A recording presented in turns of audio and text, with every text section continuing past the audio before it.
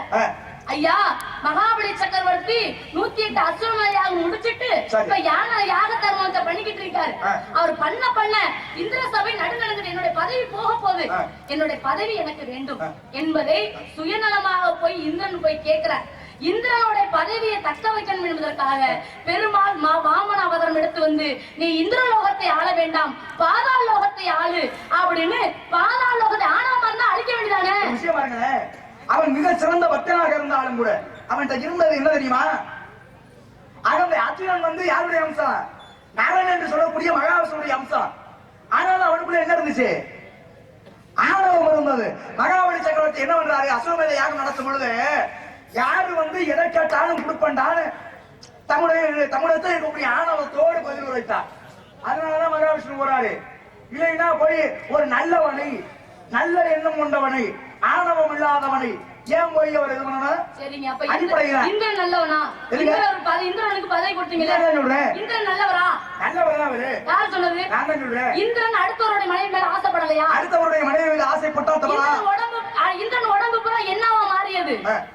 இந்திரன் உடம்பு பூரா என்னவா மாறியது? 1008 பெண்முறைகளாக மாறட்டும். எப்படி? 1000 பெண்முறைகளாக. ஒரு தேவலோகவாசி இந்திரலோகத்தை ஆளக்கூடிய இந்திரனுக்கு உடம்பெல்லாம் பெண் குறியா போயிடணும்னு சாபம். உடம்பெல்லாம் ஒரு ஆம்பளைக்கு பெண் குறியா போறனா அதை காட்டு கேவலம் ஒரு ஆம்பளைக்கு உலகத்துல இருக்கா? அந்த ஆம்பளைக்கு இந்திர பதவியை கொடுத்தா இந்திரலோகம் என்னத்துக்கு ஆகும்? ஒரு விஷயம் பாருங்க, அதற்கு முன்பாகவே ஒரு இந்திர பதவியை வாங்கிட்டாரு. அதான் நீங்க கவனிக்கணும். ஏன்னா அந்த பதவியில இருக்கும்போது அந்த எல்லாம் வரலாமா? பதவியில இருந்தாலும் கூட தம்முடைய காதலி ஆசைப்பட்டாரு. பார்க்கடலை கரையும் பொழுது அதிலிருந்து வந்தவுடனே ஆசைப்பட்டதுனால 20க்கும் போட்டிகளை வெற்றி பெற்றார் முனிவர் கௌதம மகரிஷி. வெற்றி பெற்றதுனால மனைவியாக அடைந்து விட்டார். மறுபடியும் ஆசைப்பட்டதுனால போய் பார்த்தாரு. சாபம் கொடுத்தார் கௌதம மகரிஷி. சாபம் வச்சவங்க இருந்து விட்டது. நீங்க செஞ்சது மட்டும் அப்படி மூடி மறைக்கிற மாதிரியே பேசிட்டு மூடி மறைக்கிறது அதெல்லாம் அப்படி இல்ல. நீங்களா இருந்தாலும் தன்னுடைய பதவியில இருக்கும் போது நிலை மாறக்கூடாது. இந்திராணி அழகானவங்க தானே, இந்திராணியோட வாழ வேண்டியதானே. யாரு? இந்திரன். அதை விட்டு கௌதம மகரிஷியோட மனைவி மகளியை போய் என்ன செய்தாரு? அந்த அம்மா மனசையும் கடைசியில அந்த குடும்பத்தையே கெடுத்து கடைசியில இவரும் போய் உடம்பெல்லாம் பெண் புரியாமாயி எங்க போய் ஒழிஞ்சுக்கிட்டாரு? தாமர தண்டுக்குள்ள போய் ஒழிஞ்சுக்கிட்டாரு. அடுத்து போய் இந்திர பதவி யார் ஆட்சி செஞ்சது? அவர் போய் தாமர தண்டுக்குள்ள ஒழிஞ்சிட்டாரு. இப்ப இந்திர பதவி யார் ஆட்சி செஞ்சது? அது வரைக்கும் இந்திர பதவியில இருந்தவர் யாரு இருந்தது? இந்திர பதவி அது வரைக்கும் இன்னொருத்தர் இந்திர பதவி ஆனாரா? ஆமா. அதுக்கப்புறம் தான் இந்திரன் மேல ஆசைப்பட்டது சர்ப்பம் என்று சொல்லி அகத்திரட்ட சாபம் வாங்கின கதை வருது. நிச்சயம் பாருங்க, சர்ப்பம் என்று ஆக இந்திர பதவி முழுமையாக ஒருவருக்கு கிடைக்குமா என்ன பண்ணணும்? 108 அசுவமேத யாகம் யார் நடத்தினது? அப்படி இந்திரனுக்கு அடுத்து நடத்தியவர் யார் தெரியுமா? அத நான் சொல்லிட்டேன்னா பிறகு நீங்க வந்திருக்கீங்க. இந்திரனுக்கு அடுத்து நடத்தியது யாருன்னு 108 அசுவமேத யாகம் நடத்தினார். அவனால மறுபடியும் இந்திரனா இருக்கலாம். ஆமா, சரி. அப்ப இந்திர பதவியில அடுத்து யாரும் இல்லைன்னு சொல்லிட்டேன். இந்திரன்ங்கிறது பட்டம்ங்க, அது நல்லா தெரிஞ்சுக்கணும். இந்திரன்ங்கிறது பட்டம், தேவர்களுக்கு தலைவன். அதான் இந்திர பதவி. பட்டம் கிடையாது, அந்த பதவியின் பேரு இந்திர பதவி. இப்ப இன்னைக்கு நம்ம முதல் ஒரு விஷயம் பாருங்க, ஒரு பதவி இருக்கு, ஆளுநர்னு ஒரு பதவி இருக்கு. அதே மாதிரி பதவியின் பெயர் அது பட்டம் கிடையாதா? சொல்றது கேளுங்க, பட்டம்ன்றது வேற என்ன, பதவின்ற பேர் வேற. இப்ப நீங்க நாம இருக்கீங்க அந்த அந்த பட்டம் இல்ல, மேல வானத்துல வர பட்டம் கிடையாது. சிவனுடைய வேலை என்ன சொல்றோம்? சிவனுக்கு அதான் அழிக்கிறது முதல்ல பேசியாச்சே, அழிக்கிற வேலைன்னு சொல்றோம். அப்ப அந்த இடத்துல யார் இருக்காங்களோ அந்த வேலை தான் அவங்களுக்கு. ஆமா, இது வந்து அந்த பதவியோட பேரு. அப்படி சொல்ல முடியாது. இந்திர பதவி, இந்திரலோகத்தை வந்து தேவர்கள் இந்திரலோகத்தை ஆளுவதா அவர்களுக்கு கிடைத்த பட்ட இந்திரங்கிறது. அதுபோல பிரம்மன்கிறது படைப்பு, பிரம்மன்கிறது சரி படைப்பு. படைப்பு அப்படிங்கிறது ஒரு தொழில், அது யாரு செய்யறாலும் அவனுக்கு பேர் தான் பிரம்மன். ஆமா இல்லையா? இந்திர பதவி எத்தனை முறை மாறி இருக்கும் தெரியுமா? சொல்லுங்க. அப்புறம் ஏன் இந்திரன் மட்டும் ஆட்சி செஞ்சாருன்னு சொன்னீங்க? அப்ப எத்தனை முறை ஆள் இருக்கு? நீங்க தானே வந்தீங்க. நீங்க என்ன சொன்னீங்க? இந்திரன் மட்டுமே ஆட்சி செஞ்சாரு, அதுக்கப்புறம் யாரு இல்ல நீங்க தான் சொன்னீங்க. அப்ப இந்திரன் மாதிரி எத்தனை பேர் ஆட்சி செஞ்சுட்டாங்கன்னு நீங்க தான் சொல்றீங்க. அப்ப இந்திரன் தவிர எல்லாரும் ஆட்சி செஞ்சுட்டாங்க. இப்ப நீங்க இதை நல்லா புரிஞ்சுக்கணும். நீங்க நல்லா புரிஞ்சுக்கணும். இந்திரன்ங்கிறது பதவின்னு, பதவி அடையக்கூடியவர்களுக்கு ஒரு பேர் உண்டு. அந்த பதவி தாங்க சொன்னேன். அந்த பதவி இந்திரன், அந்த பதவி மனைவி இந்திராணி என்று சொல்லக்கூடிய பெண்ணு மேல ஒருத்தர் ஆசைப்படுற யாரு? அதுதான் விஷயம். புரியுதா? சரி. இந்திரனுடைய அந்த பதவியில இருந்து இந்திரன் விலகிட்டார் இந்த பதவியில இருந்து. அவர் விலகின பிறகு இங்க வாங்க தலைவர்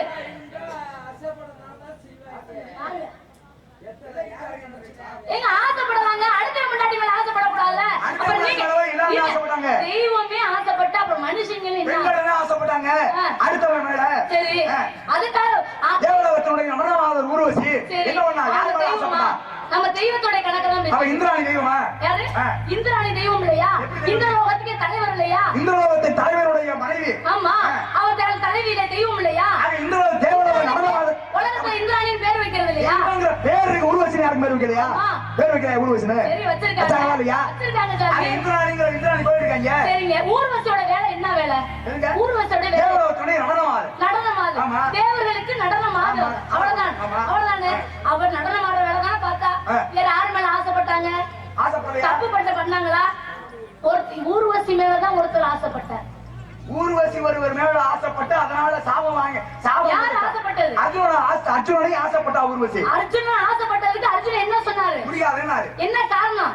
என்ன இல்ல அப்படின்னாரு. இல்ல, இந்திரலோகத்தை ஆளக்கூடிய தலைவன் எனக்கு தகப்பன் முறை வருகிறது. அந்த தலைவனுக்கு நீ உதவியாளாக இருக்கிறதால் நீ தாய்முறை வருகிறது. தாயை நான் அப்படி நினைப்பது தவறு. அதனால அதுக்காக அந்த அம்மா என்ன சாபம் கொடுத்தாங்க? இல்ல நீங்க எதுக்கு இல்ல நீங்க என்ன இல்லன்னு ஆளக்கூடிய நீதி கிடையாதுன்னு எதுக்கு இல்ல நீங்க அவர் மேல ஆசைப்படக்கூடாது. ஊர்வசியா கூடதுக்குனால தகுதி கிடையாது அப்படின்னு எதுக்கு தாய்மறை வருதுமா? அப்படிலாம் அர்ஜுனன் தப்பே செஞ்சது இல்லையா? ஆத்து மணல என்னாலும் அர்ஜுனுடைய பொண்டாட்டி என்ன முடியாது. மரத்துக்கு சேலை கட்டினா கூட இது பொம்பளையான்னு திறந்து பாக்குறவருங்க அர்ஜுனே. அதான் நீங்க என்ன அர்ஜுன ஓகே மாதிரி வச்சிருக்கீங்க. மரத்துக்கு சேலை கட்டி மூஞ்ச மறைச்சு வச்சிருப்பாங்க. சரிங்க, அப்பதான் என்ன பண்ணுவாரு இவரு? நீங்க வாரு. அப்பதான் என்ன பண்றாரு? முகத்தை தூக்கி பார்த்தா நீ தூக்கி பார்க்கறத வேற மாதிரி சொல்ற. சரி, எனக்கு ஒரு சின்ன சந்தேகம். ஆண்டை பாருங்க, யாரு முருகி இப்படி வேண்டாரு பேண்ட் கட்டி போட்டு. இப்ப ஒண்ணு கிடையாதுங்க. நம்ம ஆண் தெய்வத்தை பத்தி இவ்வளவு அழகா பேசுறீங்கல்ல, எந்த ஆண் தெய்வமாச்சும் ஒரு கொண்டாட்டியோட வாழ்ந்துருக்கா? இதுக்கு மட்டும் பிரச்சனையை முடிச்சுக்கிறோம். ஒரு ஆம்பளை தெய்வமாச்சும் கல்யாணம் பண்ணாதவங்க விடுங்க, கல்யாணம் பண்ணாதவங்க விடுங்க. ஒரு ஆண் தெய்வமா இருந்தாலும் இந்த விஷயத்துல மாட்டிக்கிட்டமே. ஒரு பொண்டாட்டியோட ஒரு பெண் தெய்வத்தோட வாழ்ந்திருக்கா? இல்ல. சரி, அவர் ராம அவதாரம் விடுங்க. மகாவிஷ்ணுவுக்கு தான் பேச வர. அத மனுஷன். ஆமா, ராமர் கூட மனித அவதாரம் கணக்குல சேர்ந்துட்டார். இப்ப ஒண்ணு இல்லைங்க, நம்ம ஆண் தெய்வம் முதல் கடவுள் மூலப்பொருள் யார சொல்றோம்? விநாயகர் பெருமாள். விநாயகருக்கு எத்தனை பொண்டாட்டி? விநாயகருக்கு 3 மனைவிகள். கேட்டுக்கங்க. அடுத்து முருகப்பெருமான். சும்மா சொல்லுங்க, பேச்சுக்கு தானே, சர்ச்சைக்கு தானே. சரி, அதை விடுங்க. உங்க குடும்பத்தை வைங்க. உங்க பாட்டை பெருமாள் அந்த கல்லழகருக்கு எத்தனை பொண்டாட்டி? பொண்டாட்டிக்கு முடிஞ்சு போச்சு. பாத்துக்கங்க. பட்டத்தரிசி 3 பேரு, ஓவியாசிரியர்கள் நிறைய இருக்கட்டும். உங்க பிரம்மனுக்கு உங்க அப்பனுக்கு அவருக்கு 3. அட்டே தப்பா. உங்களுக்கு யாருக்கு? உங்களுக்கு. நான் பிரம்மச்சாரி. சரி, 52 பண்ணே வச்சு நடந்திருக்கேன். ஏன் சாமி சொல்லுங்க. 1000 இருந்தாலும் பெண் தெய்வம்னா அப்படியா இருந்திருக்காங்க? உங்க கூடயே நீங்க என்ன செஞ்சாலும் அதை பொறுத்து ஆட்சி செஞ்சு உங்க கூட பொறுமையா வாழ்ந்தவர்கள் பெண் தெய்வம். மரியாதை கிடையாது இல்ல.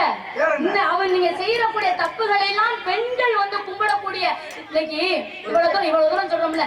நீங்க சொன்னீங்க விநாயகர் பெருமானை சொன்னீங்க, பிரம்மனை சொன்னீங்க, அது கூட சிவனையும் சொல்றீங்க. சரி, ஆஞ்சநேய பெருமானே, ஆஞ்சநேய பெருமான் பிரம்மச்சாரி. ஆமா, அவருக்கு பிள்ளை இருக்கா? இருக்காரு. பிரம்மச்சாரிக்கு எப்படி பிள்ளை இருக்கும்? நம்முடைய வேர்வை துளியை எடுத்து கடவுளை வீசுகின்ற பொழுது அதிலிருந்து தோன்றிய ஒரு பிள்ளை இருக்கு. என்ன பிரம்மச்சாரினா எந்த விதமான ஆசைகளும் இல்லாதவங்க. ஆனா அவங்களுக்கும் ஒரு குழந்தை வழங்கக்கூடிய சனி பகவான் அந்த இடத்துலயும் அவர்களை ஆட்டி படைத்திருக்கிறார். ஆசையோடு குழந்தை பிறக்கலாங்க. ஆசையோடு பிறக்கலான்னு சனி பகவான் இவனுடைய பிரம்மச்சாரியத்தை கேட்பதற்கு சொன்ன பதவியாரு. நான் பிரம்மச்சாரி, எனக்கு பிள்ளை எப்படின்னா இருக்க வாய்ப்பு கிடையாது அப்படின்னு சொல்லும்போது அப்பதான் எடுத்து சொன்னா, ஐயா நீங்க இலங்காவுடைய அழித்து விட்டு வருகின்ற பொழுது உங்களுடைய வேர்வை துளிகளே பிறந்த குழந்தை நான் அப்படின்னு. அப்பதான் பாருங்க, அது என்ன தோடு போய் சேர்ல வாருங்களேன். ஒரு பெண்ணோடு கூடி அந்த பெண்ணினால் பிறக்கப்பட்ட குழந்தை. உலகத்திலேயே பணக்கார தெய்வம் எதை சொல்லுவோம்? உலகத்திலே பணக்கார தெய்வம் என்றால் எதை சொல்லுவான்? சொல்லி என்னை மாட்டிடலாம் பாக்குறேன். இல்ல. உன் வேலையெல்லாம் எனக்கு தெரியும். இல்ல திருப்பதி ஏழுமலை வெங்கடேச பணக்கார தெய்வம்னால நான் வெங்கடேசன் வேணா பட்டை கட்டவர் பிரியாதான் நீ கேட்பேன். உன் ஜேதி எனக்கு தெரியாது. உலகத்திலே பணக்கார தீப பணக்காரனாக நீ வாழ்வாய், செல்வத்திற்கெல்லாம் அதிபதியாக வாழ்வாய் அப்படின்னு குபேரனுக்கு வரான். இருங்க. குபேரனுக்கு வரான். அவர் ஒரு பக்கம் தேவலோகவாசி, அத கணக்கு இல்ல. நான் தெய்வம்னு கேட்டேன். நீங்க உங்களை விடுங்க. நம்ம மக்கள் நம்ம ரெண்டு பேத்துக்குமே ஆதரவு கொடுத்துக்கிட்டு இருக்காங்க. அவங்க இங்க இருக்கக்கூடிய மக்கள் உங்களுக்கு ஆதரவு, எனக்கு ஆதரவு, ஐயாவுக்கு ஆதரவு, அம்மாவுக்கு ஆதரவு. என்ன சொல்றது? எது தேவையோ தமிழ் வார்த்தை கூட பயன்படுத்தக்கூடாத அளவுக்கு நீங்க பண்ணி விட்டுறீங்க இவளையே. அப்படி ஆகி போச்சு. நிலைமை வேணும் இல்ல. அப்படிலாம் பேசக்கூடாது. அப்படிதான் பேசணும். அப்படியெல்லாம் பேச முடியாது. இப்ப ஒண்ணும் கிடையாது உலகத்தை. ஐயா நீங்க சொல்லுங்க, பணக்கார தெய்வம் எதையா சொல்லுவான்? சொல்லுங்க, சும்மா சொல்லுங்க. திருப்பதி திருப்பதி ஏழுமலையான் வெங்கடேச பெருமாள். அந்த பெருமாள் கூட எதுக்குங்க கடை வாங்கினார் குபேரன்ட்ட? யார? பத்மாவதி. பெண் தெய்வம் தானே, மகாலட்சுமியோட அவசரம் தானே. அப்ப கூட ஒரு பொம்பளைக்காகவே ஆம்பளை தெய்வம் கூட கடை வாங்கிருக்கு. அப்படி கிடையாது.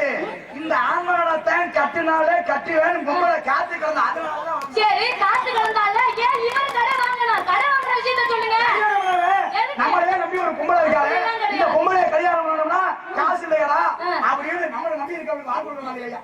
சரி, செத்து போயிட்டானா நம்ம இல்லைன்னா வச்சு. ஆமையா, நீ கடை வாங்குறதுக்கு நீ எல்லாம் பண்றதுக்கு பொம்பளை தான் காரணம். ஒரே போடா போட்டது. ஒரு விஷயம் பாருங்க, இன்னைக்கு ஒரு மனுஷன் ஒரு ஆம்பளை கடை வாங்குறானா யாருனால? கல்யாணம் பண்ற ஒரு பொம்பளைனால. கல்யாணம் பண்ணதுனாலதான் உள்ள வரக்குது. உள்ள வரதுனாலதான் இவன் வாழ்க்கை நடந்தது. அதுக்கு அடிப்படை காரணம் யாரு? பொம்பளை. ஒரு ஆண்மகன் துறவரம் மேற்கொண்டானால் அவனுக்கு கடை வாங்கணும்னு அவசியம் இருக்காயா? போய் தொலைய வேண்டியதானயா?